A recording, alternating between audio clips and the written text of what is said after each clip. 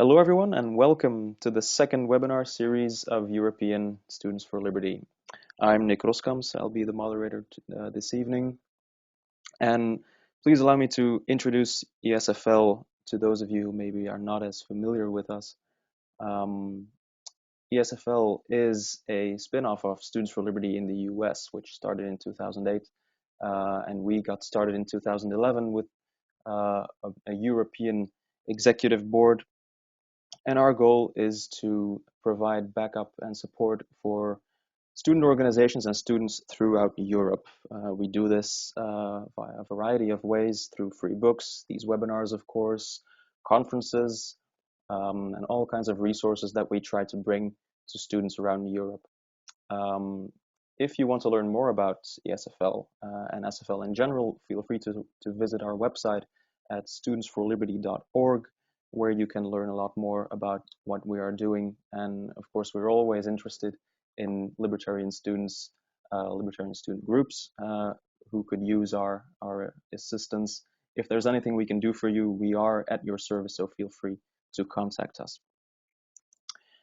Tonight's webinar will feature a philosopher's guide to the Eurozone crisis, a very hot topic in these days. And we have an excellent speaker, Professor Stefan Auer, who is a Jean Monnet Chair in EU Interdisciplinary Studies and an Associate Professor in History and Politics at La Trobe University in Australia. He is the author of Whose Liberty Is It Anyway? Europe at the Crossroads. And tonight he will be giving a talk on the Eurozone crisis and the ideas that shaped it. So without further ado, I give you Professor Stefan Auer. And during the talk, you can post your questions in the question tab you will find in the panel. So if you've got remarks or questions, then just post them there. And after the talk is over, which should be about 40 to 45 minutes, we will be able to hand those to Professor Auer.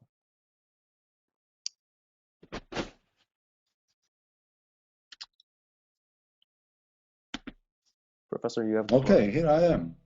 Can you hear me? Yeah.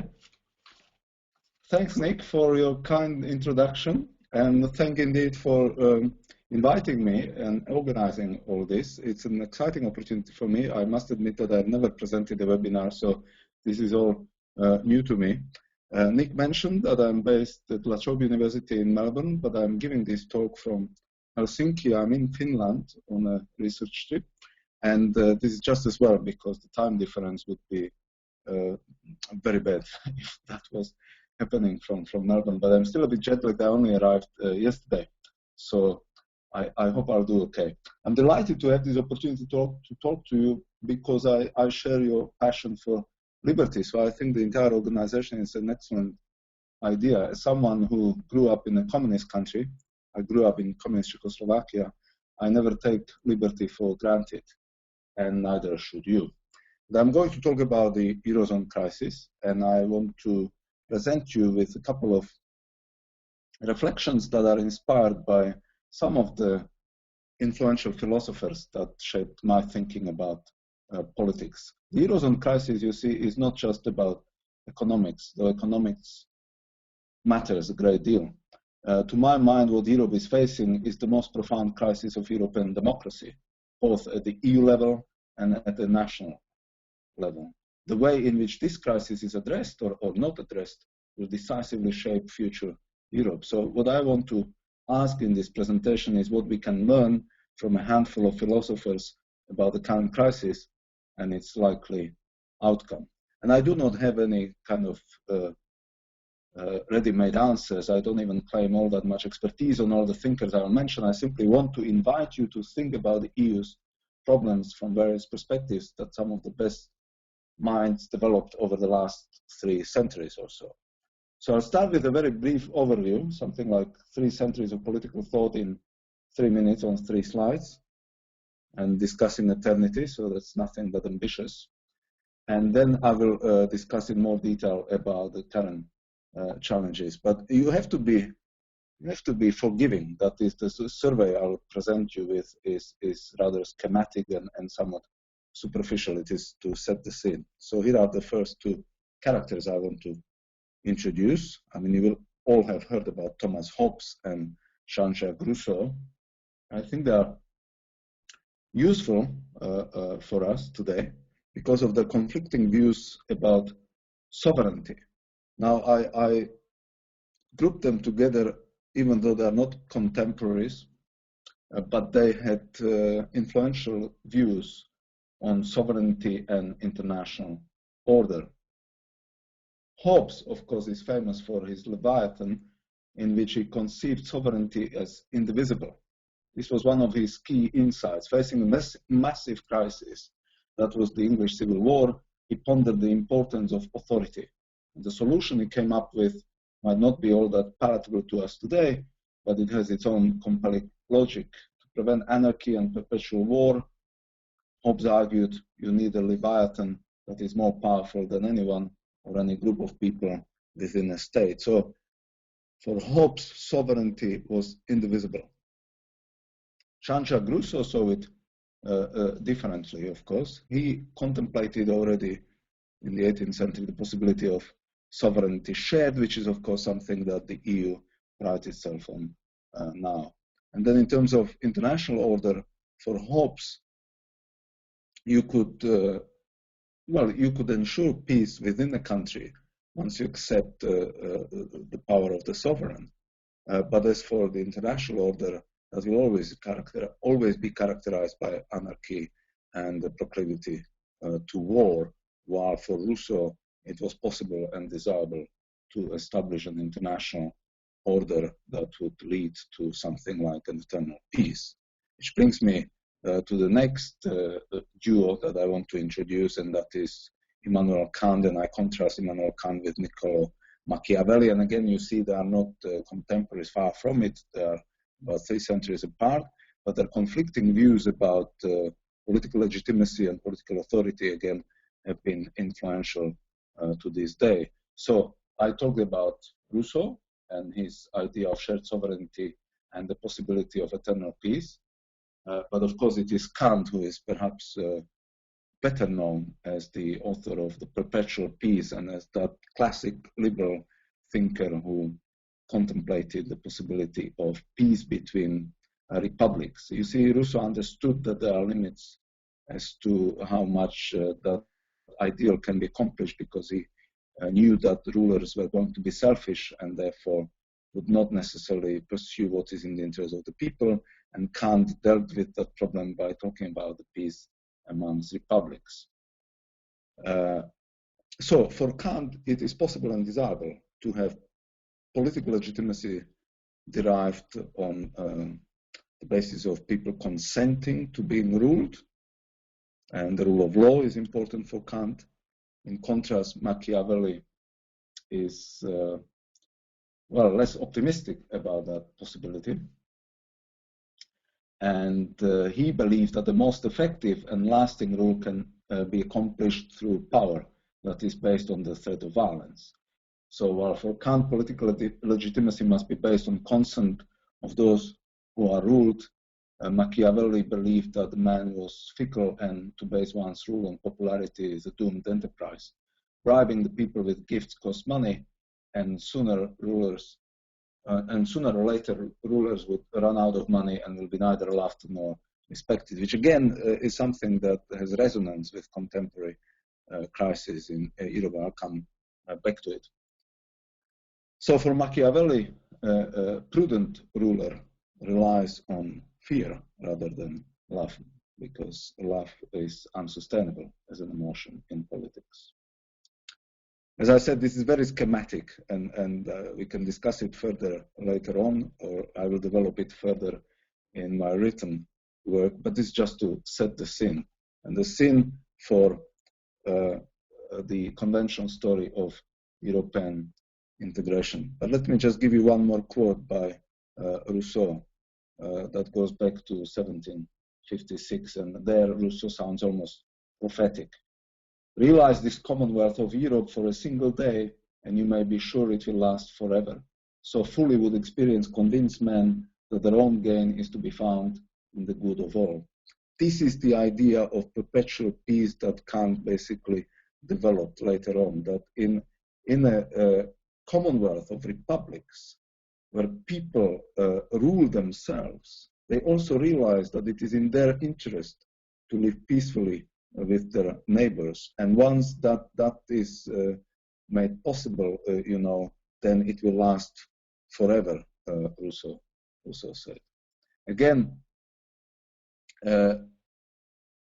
Rousseau was not necessarily as optimistic about that outcome as that quote suggests, but that is what is behind the conventional story of European integration. It is the story that's very Kantian or Rousseau inspired, if you want.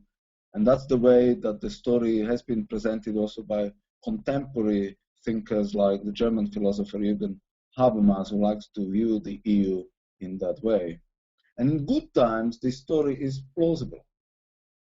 Rousseau, Kant, and Jürgen Habermas could reliably guide us through the first couple of decades of European integration. They were good weather guys.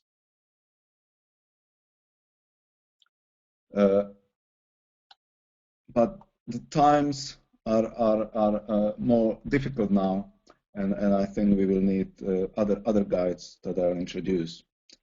Let me just expand a bit more on Immanuel Kant and his notion of perpetual peace. Again, Kant was much more nuanced and realistic than this shorter overview will allow us to present.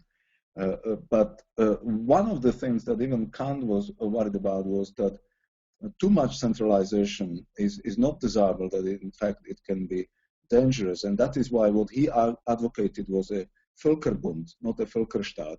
And that means he was in favor of a community of nations, but not a supranational state. He warned against a universal monarchy that would descend first to despotism and then to anarchy. So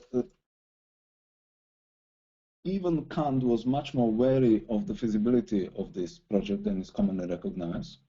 He warned against the danger of both excessive centralization as well as fragmentation. In fact, Kant went so far as to praise nature for dividing mankind into nations which differ in their languages as well as religions.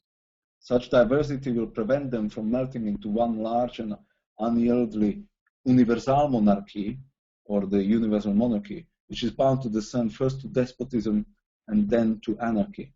What Kant advocated, therefore, was a Völkerbund, as I said, not a Völkerstaat. Now, the question that follows from this to contemporary Europe is simple.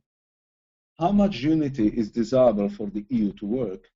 How far can centralization proceed without endangering democracy? That's the key question. And going back to Rousseau, we could say that the Commonwealth of Europe worked remarkably well for the first couple of decades or so. And that brings me now to the project of European unification, the European project, if you will. So the Commonwealth of Europe worked remarkably well for the first couple of decades or so. To be more precise, there were the years which the influential economic historian Alan Milward described as the European rescue of the nation state. Integration really appeared a win-win proposition initially, bringing about palpable political and economic benefits that vastly outweighed most disadvantages, whether perceived or real. So let me just, again, in a very schematic way, present the European project. I teach a subject about the European Union that is entirely available on iTunes U, so I would just direct you towards those sources. But let me give you a very sketchy outline that helps me to develop further arguments. The project of European unity was informed by the terrible experience of the Second World War, the rise of Nazism, fascism, Stalinism, communism. It was directed against those isms. And the key dates, of course, are 1951, the European Coal and Steel Community, and then the creation of the European Economic Community in 1957 through the Treaty of Rome. Now, the more liberal project is the one that goes back to the Treaty of Rome, 1957. And in some ways, as I said, the project was informed by the experience of the terrible war, and it was pragmatic in its nature. So even the leading figure, Jean Monnet, the bureaucrat, who was pragmatic enough to understand that the project of European unity must advance in small steps. And as I mentioned, Alan Milward described the nature of that project in his path-breaking study, The European Rescue of the Nation State, and that title actually captures the essence of it in the early stage. That is, the project was not directed against nation states, but in fact, it empowered nation states to regain control over their destiny through working together with other nation states. It was mostly about creating the common market and enabling the nations of Europe after the devastation of the Second World War to become prosperous again through joint efforts. Now, something unexpected happened. As I said, the project was directed against Nazism, against fascism, against descent to barbarism that the Second World War meant to Europe. But it was also directed against the Stalinist regimes in Eastern Europe and against the spread of communism from Eastern Europe. And this is how Europe then radically changed in 1989. Of course, I'm talking about the collapse of communism, and two revolutions occurred, triggered through 1989 in a way. One is, of course, the collapse of communism, the Velvet Revolution, but another one is seldom referred to as a revolution. I talk about the Maastricht Treaty revolution in my book, because what happened is partly inspired by the 1989 revolution. Elites in Western Europe, intoxicated by a victory that wasn't theirs, European federalists pushed Europe further towards their ideal of a United States of Europe. So the steps that were made between 1989 and 1993, and that led to the Treaty of Maastricht, that created the legal basis for the creation of the single currency, those steps were revolutionary. Building on a revolution that was not a revolution, the implosion of communism in 1989, Western Europe embarked on a Maastricht Treaty revolution, which promised to give Europe even more unity and power in an increasingly globalized world. So it is not without irony that just when Eastern Europe succeeded in freeing itself from the stronghold of one delusional ideology, communism, Western Europe bought into a peculiar ideology of European integration. I really would talk from that point in time about a kind of EU ideology that captured the imagination of West European elites. And this is what happened, again, presented in a schematic way, that while in the early stages of the project, it was pragmatic, and the founding fathers, including people like Konrad Adenauer, the Chancellor of West Germany, and Robert Schuman, the French Foreign Minister, and Jean Monnet, whom I mentioned, they understood that there were limits to European unity. They didn't build a supranational state. Some of them might have had ambitions in that direction, Jean Monnet, for example. But they're pragmatic enough to understand that they cannot work against the existing national democracies. And I think that is where a shift occurred after 1989, that increasingly European elites believed that the entire project has to be basically directed not only against the catastrophes or to ensure the prevention of such catastrophes as was the Second World War, but that the project has to be directed against nation states. So the new ideology of EU federalism is based on the misconceived idea that nationalism is to be blamed for all the disasters that occurred in 20th century Europe. I would just remind you of the fact that it wasn't nationalism that destroyed Europe. Nazism fascism, Stalinism destroyed it, and in fact, national liberation was needed to destroy first Nazism and then indeed even communism in Central and Eastern Europe.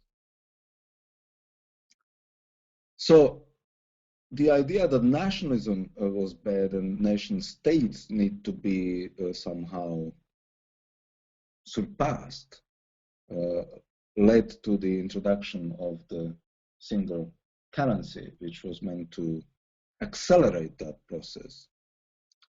But what was meant to bring about the end of European nation states, I will argue, will bring about the end of European unity, because this is one of the key paradoxes of the single currency, that a project that was meant to cement European unity forever after is now destroying trans-European solidarity and ultimately also European unity. You see, there is one connection between 1989, the Velvet Revolution in Central Europe, and the Maastricht Treaty Revolution, and that connection goes through Germany. That is, German unity was resisted amongst the partners of Germany, including France.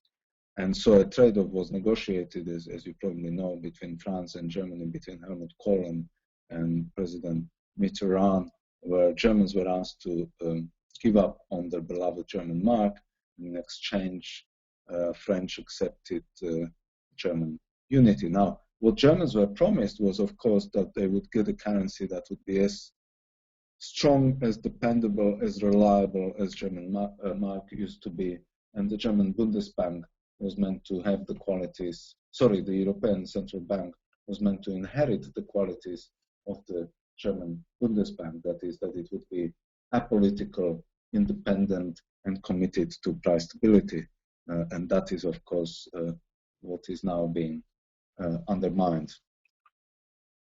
But the key point of that outline for me is that in the first 3 decades of European unity or so, the project was characterized by pragmatism. It was not about abolishing the nation state, even if some of the actors might have had those ambitious aims. And it is only through that radical break that was partly made possible through the collapse of communism in 1989 that project gained a much more ambitious scope. And its ultimate aim was, in a way, to destroy nation states. And so it is because of that radical nature of the single currency that Thatcher opposed its introduction. This is why she objected against further erosion of British parliamentary sovereignty, and why she fought when the opportunity arose after 1989 for a wider Europe as a common market rather than a deeper and smaller Europe as a fully fledged political federation. You see, that is one of the aspects of the Maastricht Treaty, that it deepened the European Union, but it also delayed the entry of the countries, of nations that freed themselves from communism. So the enlargement of the European Union took place only in 2004, a long time after that.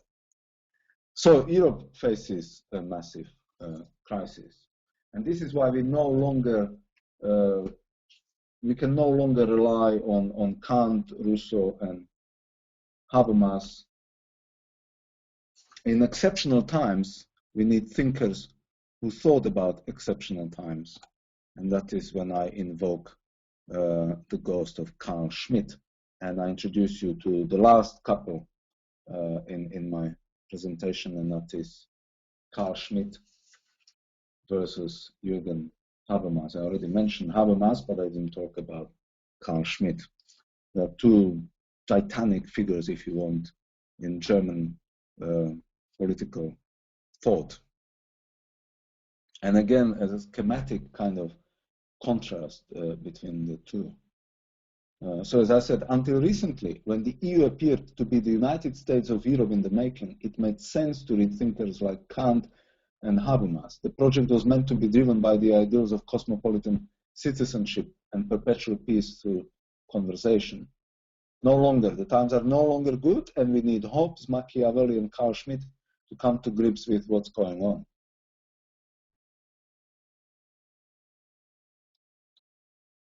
Now, why Carl Schmitt? He is one of the great 20th century thinkers who pondered the contradictions that liberal democracy faces, the contradiction between liberty and the need for authority, for example, the contradiction between democracy and liberalism.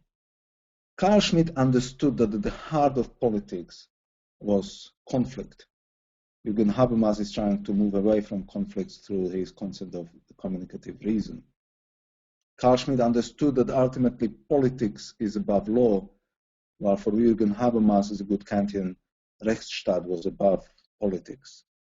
Carl Schmitt pondered the state of emergency and talked about exception. Habermas, of course, focused on post-war normality. He's the philosopher of post-war normality. Carl Schmitt believed, like Hobbes did, that sovereignty is indivisible, while Jürgen Habermas advocates the concept of full sovereignty for a post-national Europe. Now, I need to say a few words about Carl Schmitt because he is a hugely controversial thinker. He was initially a defender of liberal democracy in Weimar Republic, but became its mortal enemy. He was a brilliant constitutional scholar who ended up employing his unsurpassed sophistication to support Nazism. He was expansively cosmopolitan in his outlook, yet created justification for the narrow, even racially defined extreme nationalism of Hitler's Germany. Yet for all his appalling lack of judgment in 1933, when he was enlisted to support the Nazis, basically, and after, Schmitt thought deeply about all the fundamental problems that Europe needs to urgently address now. What is the relationship between law and politics, between liberalism and democracy, between politics and economics? How can we prevent the rule of technocracy? So Schmitt was a profound political thinker. Needless to say, we must find a number of Schmitt's substantive arguments objectionable. Some of his solutions were clearly appalling. In other words, this is not an attempt to rehabilitate the crown jurist of Nazi Germany, and I should really stress that my idea is not to rehabilitate Carl Schmitt. It is rather an invitation to think with Schmitt, against Schmitt, and to think about contemporary problems in Europe with Carl Schmitt. He was the philosopher of the state of emergency. He thought normality was boring. He was more interested in the exception.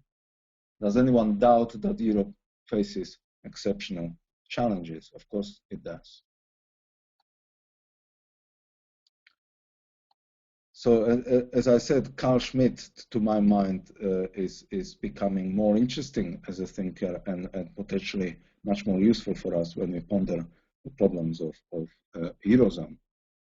Again, as I said, there are no doubts. I mean, whether you support the way in which the EU crisis is handled, whether you support the vision of an ever closer union, or whether you are against it, there are no doubts that Eurozone crisis is getting out of control. I mean, that was the Economist magazine cover from 2 years ago, I think, and the horror has not declined, and it became even more pronounced.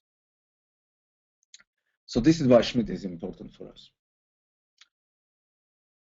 Schmitt defined sovereign as the one who decides on the exception. So he thought about the problem of sovereignty. He exposed the weaknesses of a purely formalistic conception of the Rechtsstaat during the Weimar Republic.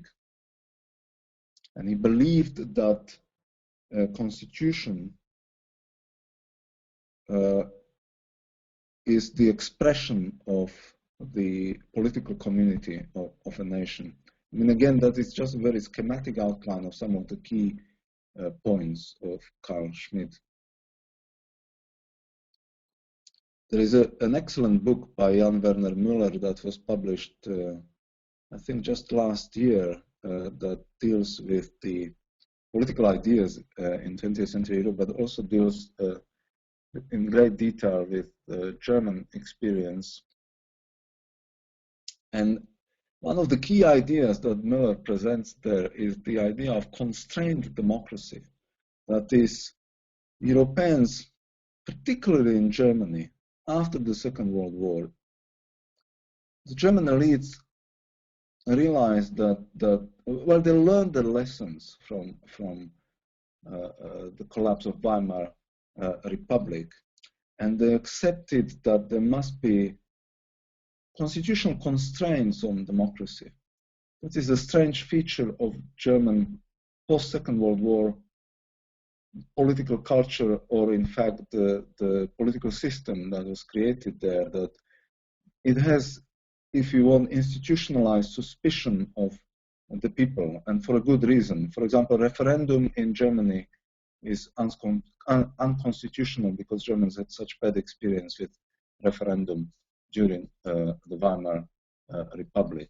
So the German political system, if you want, is suspicious of people, and that is why Germany has also always been, or German elites have always been very pro-European and rather at ease with the idea of sovereignty being shared. That was yet another constraint on their national democracy, and this is, as I said, very nicely described in Jürgen Müller's book. Now, I'm saying that also because one of the new innovations that have been negotiated as a part of the Eurozone crisis management is very German and suits that concept of a constrained democracy, and that is Schuldenbremse, or the debt brake. You see, that is one of the many problems of the management of the crisis, that the solution that seems perfectly plausible in one political culture is much harder to implement in another country, in another political culture. Debt brake is definitely one of those solutions. So debt brake was introduced in Germany, but then Germans negotiated in the fiscal pact, which is the latest agreement that the Europeans reached, that it should be applied across the Eurozone, or in fact across Europe. And you know that all the countries apart from the UK and the Czech Republic accepted the fiscal pact. But can it work? Well, if you take Carl Schmitt seriously, he would tell you that it cannot, because in politics,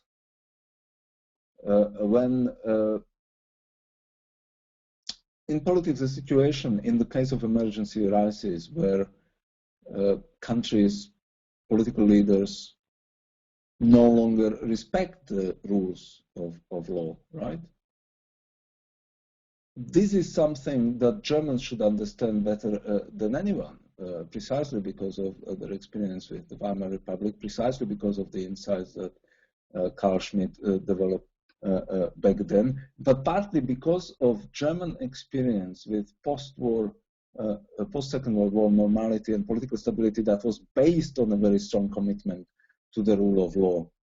They kind of forgot about that. So I think it is quite the German illusion to think that when you have debt brake introduced in constitutions across Europe, the problem with debt will be eradicated.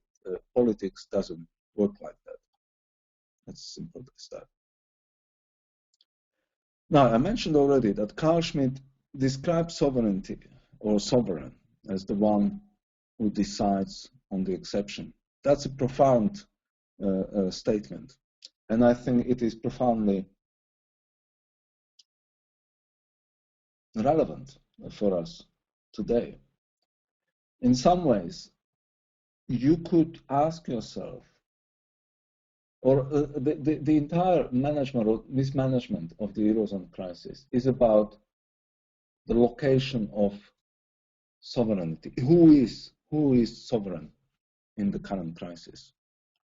Let me give you some suggestions. Or where is sovereign? Is it in Frankfurt? Is it in Brussels? Is it in Berlin, Paris, Rome, Athens? Who is it? Angela Merkel, François Hollande, Draghi, Monti? You see all the names and places. Now, the surprising thing is, well, Frankfurt, because of the European Central Bank and considering the major decision that they just took, you may well argue that Mario Draghi is one of the most powerful or influential actors who decides on emergency. Sovereign is the one who decides on emergency. That means that that person decides when an emergency occurs, and that person also decides what is to be done in that case. So Mario Draghi really appears to be an actor of such supranational power, or supranational, whatever you want.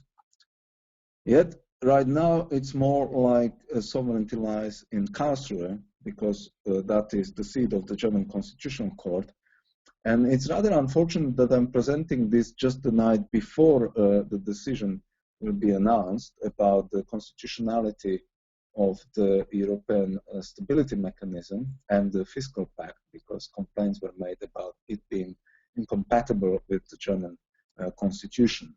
Now, the German Constitutional Court has a long history of being pro-European with some reservations.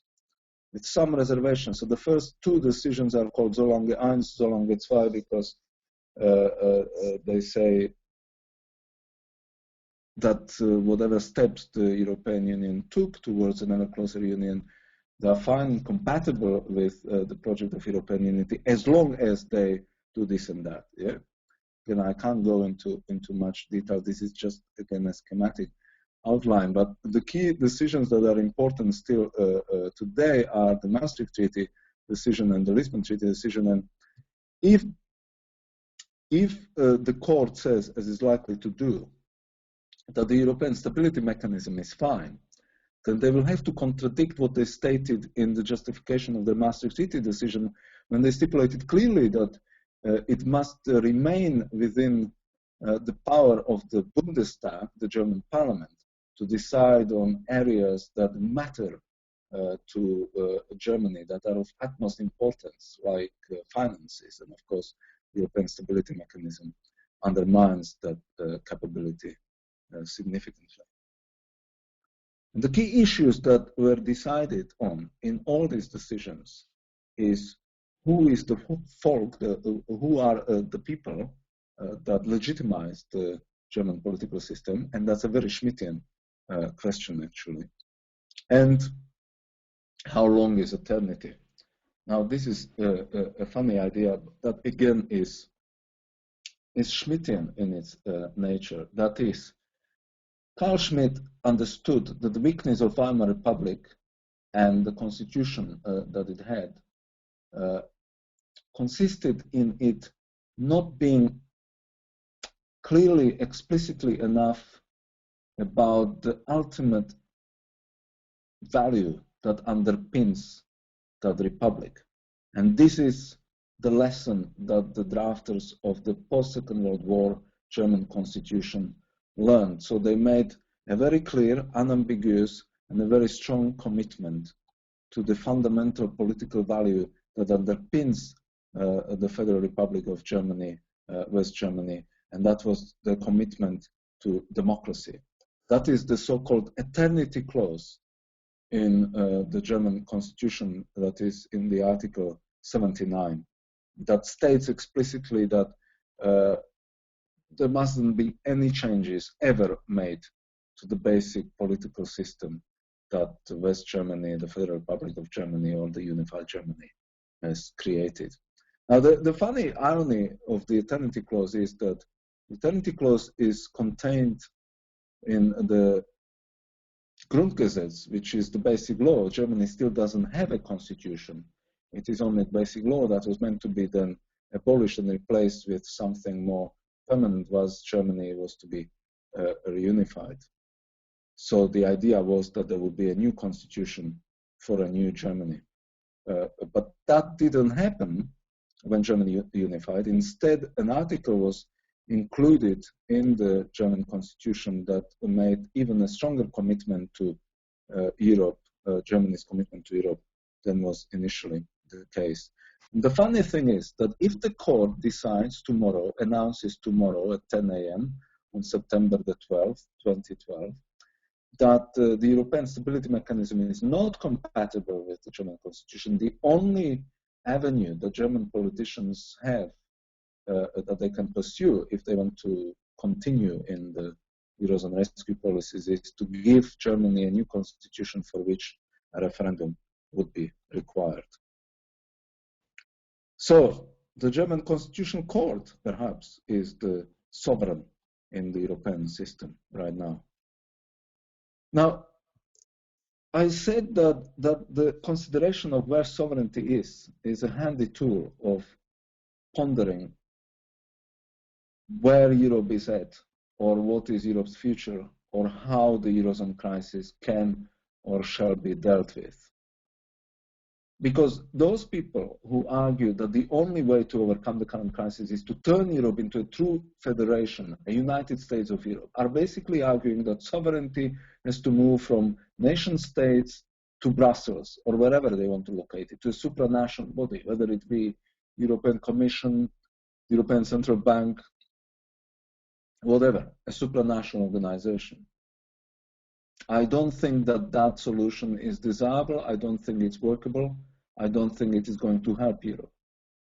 I would argue that the only way to rescue Europe from itself is to nationalize, renationalize a democracy and return sovereignty where it belongs to nation states. There was a moment where that could have happened when Papandreou, the former Greek prime minister, asked or suggested that there would be a referendum on the Eurozone policies in Greece, but of course was not allowed to go ahead with it. But I think that contest is not yet settled, so we don't know yet where Europe's future is or what it will be.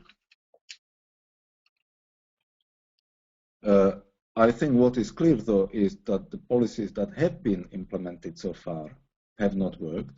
And I think that it was fallacious to think that Europe's unity will be cemented through the single currency. It produced exactly the opposite. And in the same way, it is crazy to think that more unity will produce a better Europe, where that hubristic belief in the possibility of moving away from nation states, moving away from national currencies, moving away from nations keeping control over their finances, when that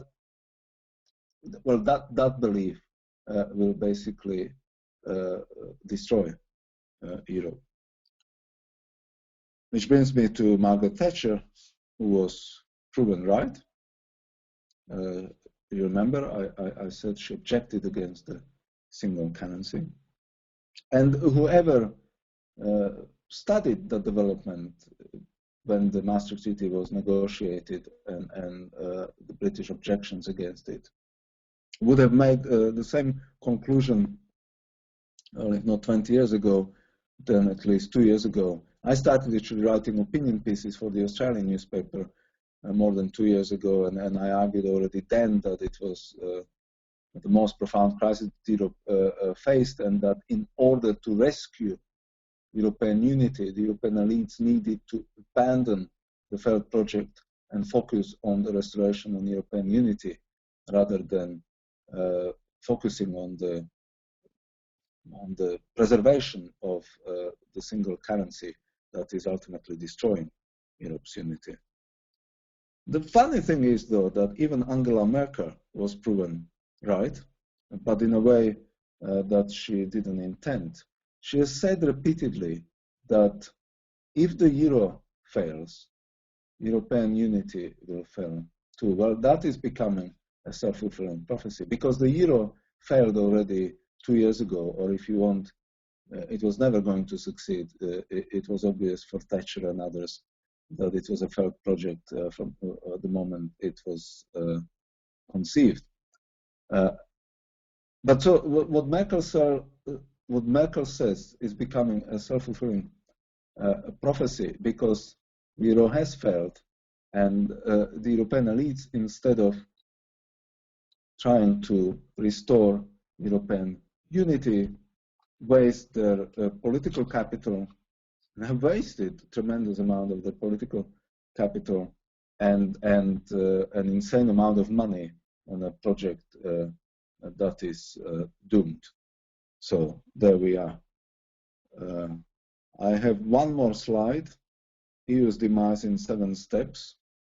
How are we going with time, Nick? Can I talk for a couple more minutes, or should we open up the discussion? There aren't too many questions. There aren't too many questions that have come in yet, so I think you're free to talk for 2 or 3 minutes. And I would remind everyone that they can still post their questions under the question tab.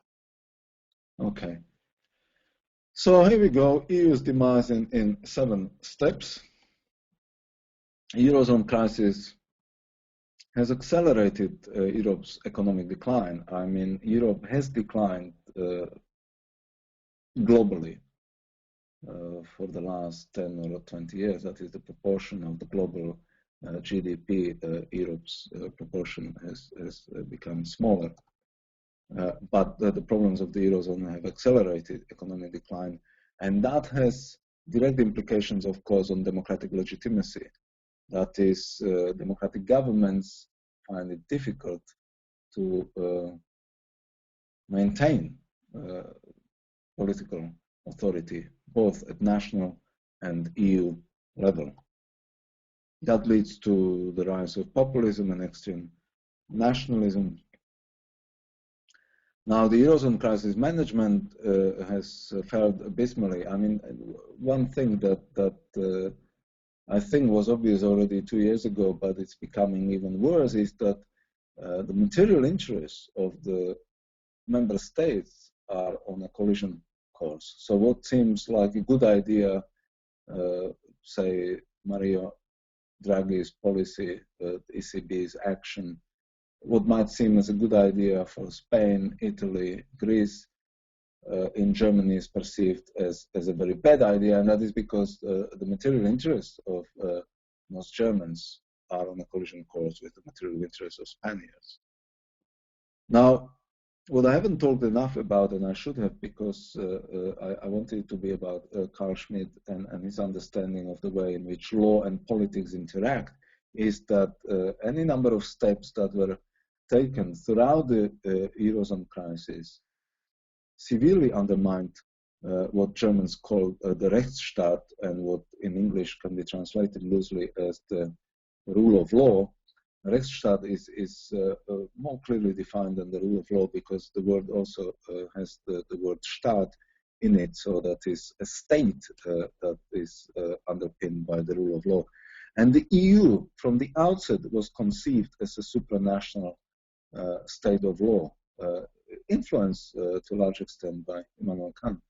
So it's a textbook wisdom about European integration, that what keeps Europe together is law, and the Maastricht Treaty was violated even before the crisis occurred, but over the last 2 years, the Maastricht Treaty has been violated more ruthlessly, if you want, including by the European Central Bank, that abandoned its political independence. I mean, the last step, the announcement by Mario Draghi that the ECB will be buying bonds basically without any limit, is a clear violation of its political independence.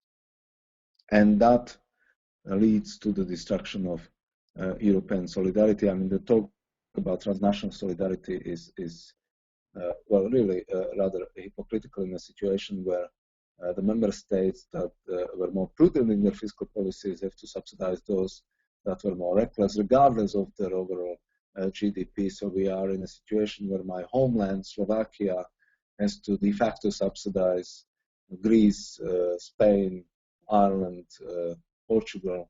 All these countries are far richer in terms of their per capita GDP. Even Greece is about 3 times richer in terms of their per capita GDP than Slovakia.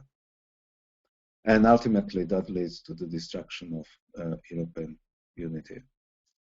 So that's a gloomy outlook for Europe. the way I see it. And I'd like to finish with a comment, the quote actually, by an Irish writer who wrote in English and French, Samuel Beckett, who understood better than anyone, perhaps, the perennial problem of our fragile predicament. Beckett said, fail, fail again, fail better. Applied to Europe, well, it's not all too optimistic. It's bound to fail, but how it fails matters a great deal. So I think it would be preferable for European elites to accept that the Eurozone is a failed experiment, and they should focus on the restoration of European unity rather than devoting their energy and insane amount of money into the preservation of the single currency. Well, thanks for your attention, and I'm now happy to talk, to get questions. How does it work now, Nick? Thank you very much, Stefan. Do we still anyone? Yeah? I have received a few questions in the question tab. The first question is from Felipe, who asks,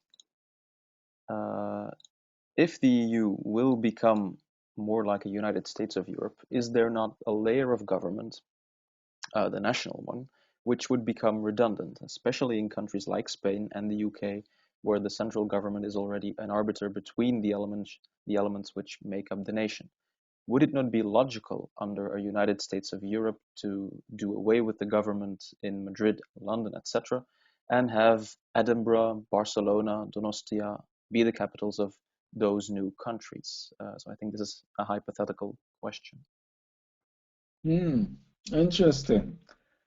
That you would then empower regions and bypass national governments. To be honest, I really think that the idea of a truly federal United States of Europe is reckless, crazy. It's never going to work. I mean, what the single currency, what the Eurozone crisis also shows is that currency is not just a technical instrument. It is the expression of one's political identity, if you want. It also contains conflicting political cultures. So, it's not only an economic argument about optimal currency areas, which was disregarded, and we see the consequences. So countries that have such radically different economic potential cannot be kept together in a single currency. There is also a problem of different political cultures. So for Germans, for example, after the Second World War, the threat of inflation or the fear of inflation is just so pronounced that they can never be in agreement with Spaniards or Italians or Greeks about what is a tolerable level of inflation. And so the Maastricht Treaty was meant to deal with that problem by instituting legally what that level is allowed to be, no more than 3%, and that is what the ECB is meant to follow. But of course, in reality, that has been more or less disregarded. I mean, I'm moving away from your question. The question was whether you should get rid of national governments. Well, I think it would be crazy. Democracy is an imperfect project, but we know that it can kind of work within nation states. At EU level, it is not going to work. I mean, even that last step that occurred, it's the least of all the institutions that the EU has, the least democratic institution that now took this decisive step, the European Central Bank, and that is why it is laughable to say that the ECB is politically independent. This was a political step, and the ECB will be deciding, how the countries, how the governments are to act. Yeah, so that is a massive erosion of democracy. It will no longer matter who you vote for when you are in Spain or Greece or Portugal, because you have to comply with what the IMF and the ECB says you need to do as a country. So at some stage, I think the whole thing will fall apart, and that is when the peoples in this country regain control over the destiny through a referendum or through some rebellion or through some chaos caused by extremist parties gaining more control. So I didn't give you a satisfactory answer to that, but my answer is no, it shouldn't move to EU level and the regions. The regions would not be powerful enough to withstand the centralizing pressure coming from the EU. Okay, next question is from Michael, and he asks, it seems to me that a pan-European political unity is just as subject to the eventual emergence of the sort of transcendent myth that has triggered some of the most difficult troubles of recent centuries. In other words, a European state is not constitutionally different than nation states it subsumes. Is this an accurate view? And if so, why do those who push for an EU state not see that theirs is a different state? It's only a difference of scale. Yeah, they're not safe because they are fools. I don't know. That's a good point. I mean, even the advocates of a United States of Europe seem to think that whatever problems nation states had, Europe wouldn't replicate. But we have no reasons to believe that. That is, I mean, in terms of democratic accountability, yeah, however imperfect democracies at national levels have been, you have a better chance of gaining genuine democratic accountability at a national level than you have at a European level. And again, I mean, if you look at the way in which the Eurozone crisis has been dealt with, yeah, people don't have much input into that. So, yeah, what hope would one have that at the European level, democracy would work better than it does at the level of nation states? I've been following the debates in Germany quite closely, and I mentioned Jürgen Habermas, and of course he has written quite a few articles over the last 2 years advocating the United States of Europe that would be more democratic. He's also disillusioned about the kind of technocracy that is arising out of the crisis. But he never quite explains how is that going to work, even in terms of the linguistic diversity that we have. You know, like we have this seminar now, and I don't even know in how many countries participants in this seminar are based, but maybe in a dozen or so. But you are, you are the future elite. You have no problems listening to an English lecture, but can you expect that every European will be comfortable in debating European politics in English? Should you expect that? So language matters in a democracy too. Yeah. Okay, next Well, question. again, I moved somewhat away from the question, I suppose. I find it quite tricky not to see the people who ask the question. I'm talking to my computer. One of the few disadvantages, of course. Of the webinar. If someone wants to elaborate more, they'll always have a chance to email later. So in case that. Okay. Next question from Tim, who asks, would you be so kind to estimate how the German Constitutional Court will decide tomorrow, and if they would reject or approve the ESM? Well, I think they will approve it, but with some conditions attached. They will. It won't be that easy to justify the approval because I think that the claims against the ESM are pretty strong. It really erodes the capacity of the German parliament to control German national finances, and it potentially exposes Germany to endless obligations, basically. But they will probably argue something like they cannot take on that political role. They will argue that it has to be ensured that any transfers of money have to be backed up by the Bundestag, which can be kind of done I don't know. I am very curious. What is quite interesting is that whatever justification they will put forward, it will contradict to some extent with the justification of the Maastricht Treaty decision and the Lisbon Treaty decision. It was already in the Maastricht Treaty decision that the German Constitutional Court compiled a catalogue of competencies that must remain, must remain at national level, where the German Bundestag must have the power to decide and to control your budget. Of course, that is one of the oldest democratic rights. I mean, even the American Revolution was no taxation without representation, right? So that is the birth of democracy. And I read that reference in a couple of editorials in German newspapers, like the Frankfurter Allgemeine Zeitung. So the control over budget, as was ascertained in the Maastricht Treaty decision, is at the heart of democratic control that must not be moved to a supranational agency. And there will be a great deal of sophistry employed to show that that is not the case with the ESM. But I think personally that it is the case. Also, when you think about the possible interaction between the ESM and the European Central Bank after the announcement that Mario Draghi made that the purchases of bonds can be unlimited.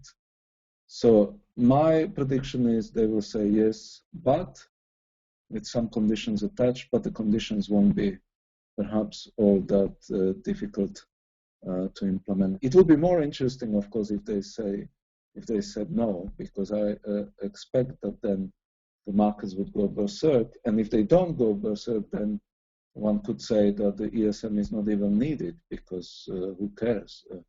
But yeah, it's not very likely. I think it would probably be desirable for it to say no, because that would accelerate Eurozone's demise.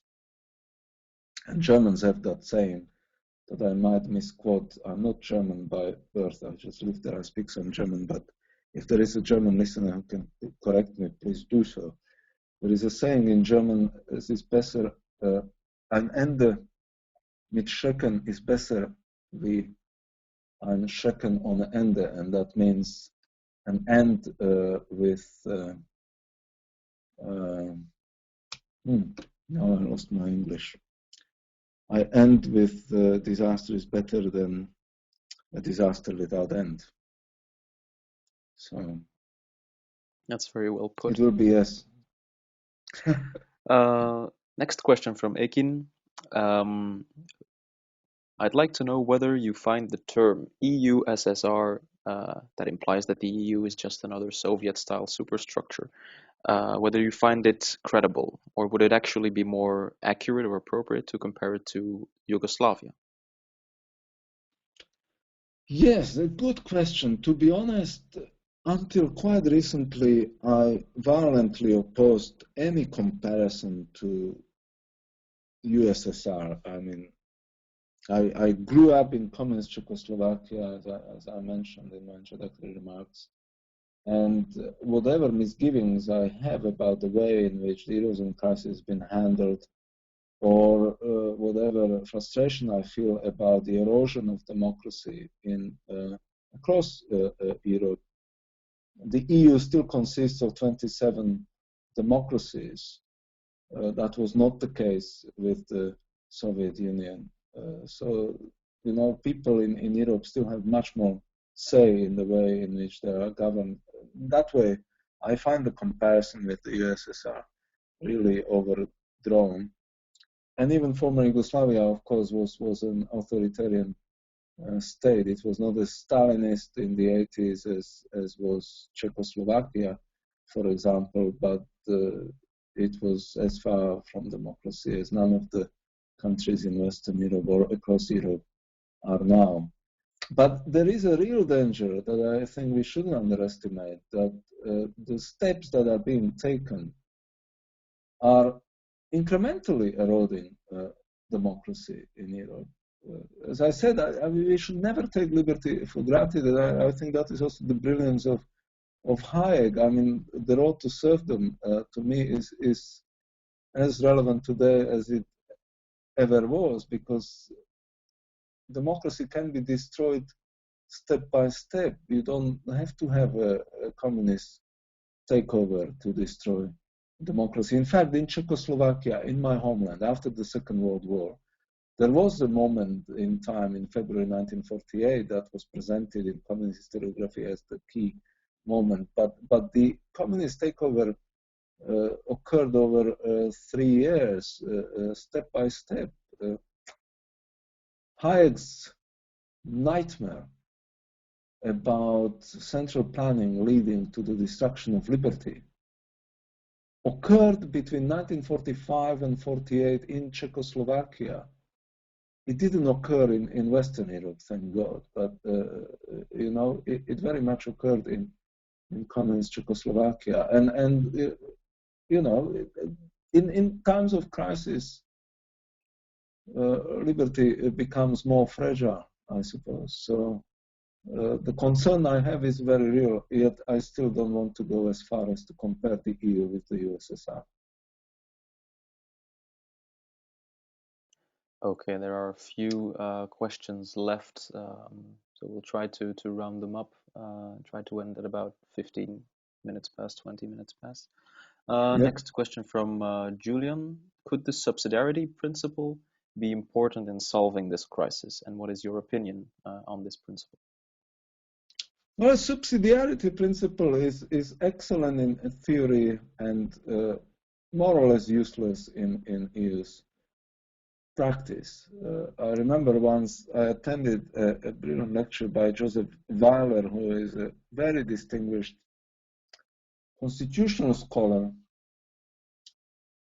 who explained a decade ago or so that it doesn't help you all that much to have that principle on paper there somewhere, everywhere in EU treaties. What matters more is the way in which institutions are constructed and act. And you see, once you have this bureaucratic body like the European Commission, the tendency is to acquire more competencies, to acquire more power. So subsidiarity won't protect you against that.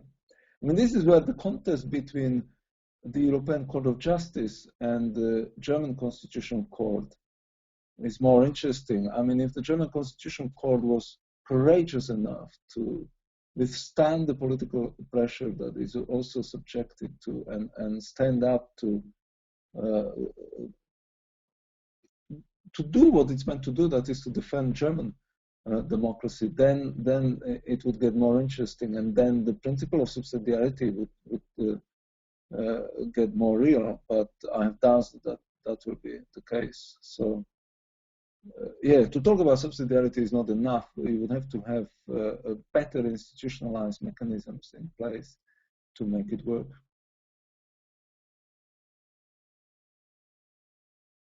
Okay, next question from Minea. Nick, are you there? Yes, I'm here. Next question from Minea, who asks, was the wrong perception of the end of the nation states in Europe a sort of European silent acceptance, and so a perceived boost of anti-national parliamentarianism behaviors of politicians, especially in the Eastern European nations? Can you please repeat that? I'm not sure I got enough. The question is whether the wrong perception of the end of the nation state after 1989 was a silent acceptance on part of Europeans, and thusly a boost to the anti-nationalism behaviors of politicians, of the European politicians, especially in Eastern European nations. This is how the question is framed. Yeah, well, you see, the problem is, of course, and again, that's something that I actually discussed a bit more, that the EU has always been an elite-driven project, and the elites are more transnational and European in their outlook. I mean, I myself, I don't feel such a strong attachment to my nation. I'm proud to be an Australian, maybe Slovak Australian, whatever. But for most people, nationhood still matters a great deal. Now, with 1989,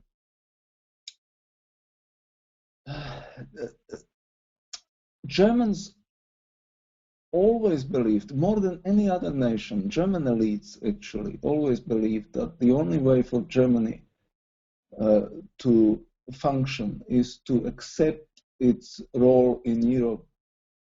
For Germans, for German elites, an escape from their identity was a very attractive and powerful proposition. And this is what Habermas theorized very, very clearly. But that proposition is not quite as plausible to the countries of Central and Eastern Europe, to Britain, to Ireland, to Spain, to Greece, to Poland. So the elite in those countries bought into the European project, but the people never accepted that the national democracy should be abandoned in a sense and substituted with the EU democracy. Mind you, it needs to be said that the Maastricht Treaty didn't go as far as to say that that's the end of the nation state. It is just what happens when you abolish national currency. This is what the Eurozone crisis has shown very clearly, that without national currency, you no longer have full control over your destiny. Again, I'm not sure whether I satisfactorily answered that. A difficult, very good question, but yeah, I need to think about it a bit more. Okay, I think we can wrap up here. I'm very sorry we couldn't answer all the questions, but as usual, they began pouring in towards the end.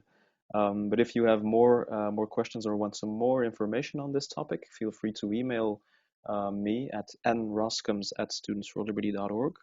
There will also be a follow-up email after this webinar, so feel free to reply to that. And if you want more information or if you want to ask an additional question. So thanks very much, Stefan, for your talk and for answering these questions. I'm sure it was enlightening to everyone here. And thank you for all your questions. And if you want to learn a bit more about European Students for Liberty, we have a book that's recently been published coming into Europe in the following days. It's called After the Welfare State, which deals with another but equally pressing matter. And we have some regional conferences coming up. For the first time in Europe, we're organizing conferences that are more decentralized, in line with our creed, in Stockholm, Belgrade, Turin, and Munich. The next webinar will be next Tuesday, and this will be the first webinar of the US SFL, and it will be organized at 2 p.m. Central European Summertime. And we have also our first Italian webinar coming up in cooperation with ISFIL, which is an Italian organization of libertarian students. We are organizing webinars in Italian. First one will be called La Città Rende Liberi, and it will be organized on October 2nd. If you want to learn more about all these things, feel free to check out our website, our Facebook, and our Twitter account. So that leaves me just to thank every one of you for attending the webinar. Thank you, Stefan, for being the first speaker in this series. And I hope to see you all or hear you all very soon at our next webinar, which will feature Nigel Ashford on how to network. That will be in 2 weeks' time. Until then, take care, everyone, and hope to hear you soon. Thank you, Nick. Bye-bye.